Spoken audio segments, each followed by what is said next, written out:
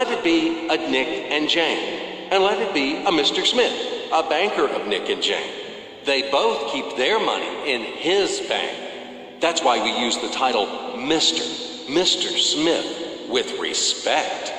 Nick really wants to buy, well, let's say Jane's bicycle, but he has no money. More precisely, he has money, but not enough, only $10, while Jane wants $100 for her precious bicycle. That's a problem. What should Nick do? Well, this bicycle is so desirable. He gives Jane his $10 as a deposit and asks plaintively not to sell the bike to anyone. He says that he will bring the rest of the money soon. At the same time, he runs to his bank, to the respected Mr. Smith, to get a loan for the missing $90.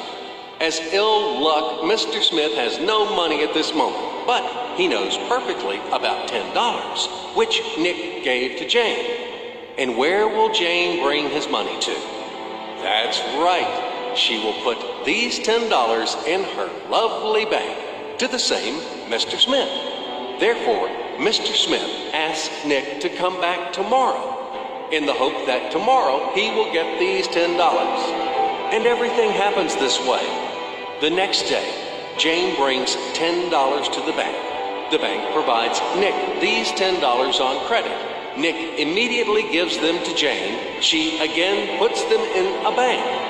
The bank again provides Nick these $10 on credit, etc. As long as Nick the fool will gather enough money for the bicycle. Don't you get confused yet? Be patient, I told you. These demons have been trying to confuse you during 1,000 years.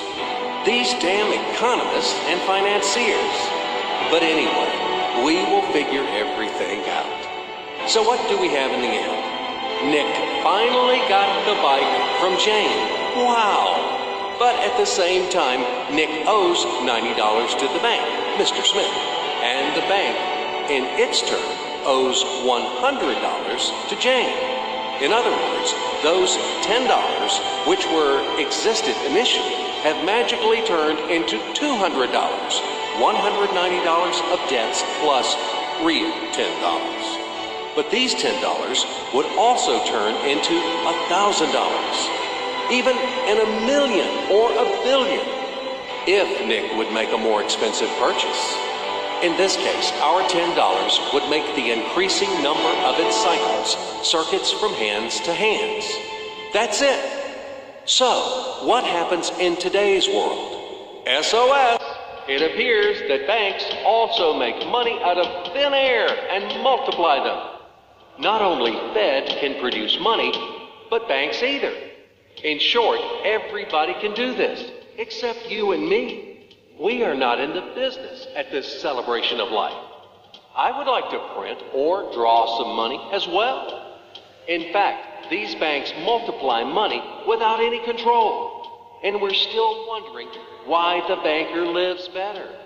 What are naive fools are we? Now it is clear why.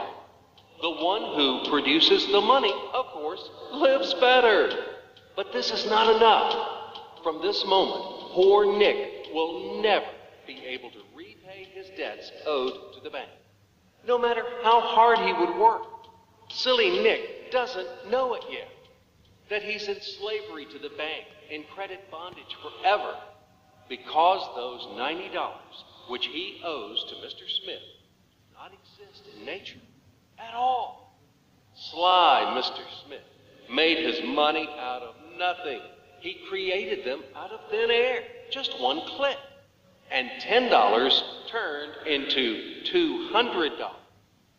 Yes, but you can object reasonably that the bank itself owes $100 to Jane, and it turns out that bank is in credit bondage to Jane, and it won't be able to repay its debts owed to Jane either. So where is the bank's profit? What's the trick?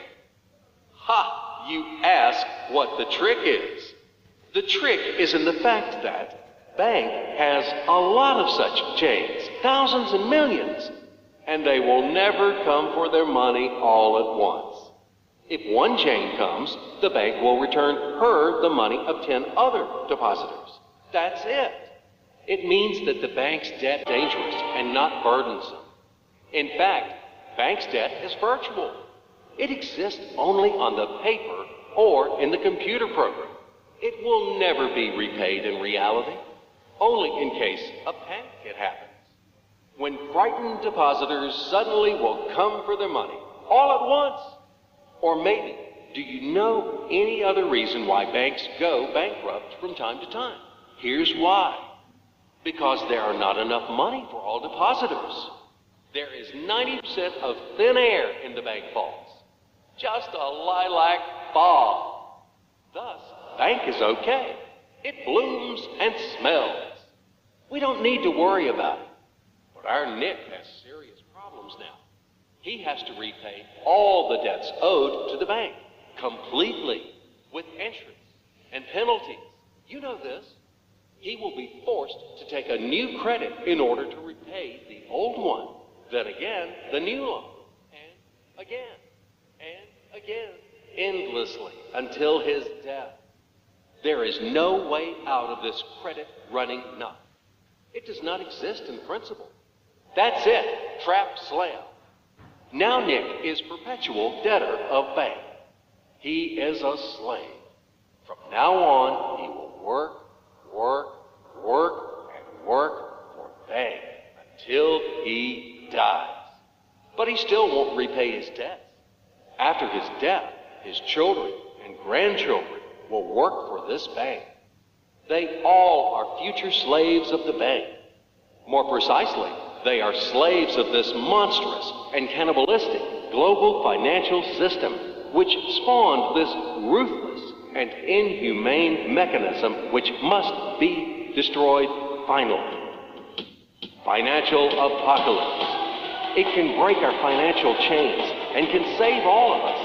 It can finally release us from centuries of slavery. All the old will be burned completely in purifying flame of apocalypse, and the new will be established. The Federal Reserve will be burned, and the wind of change will dispel the ashes of this damned, insatiable octopus, spider, enmeshed the whole world with its sticky financial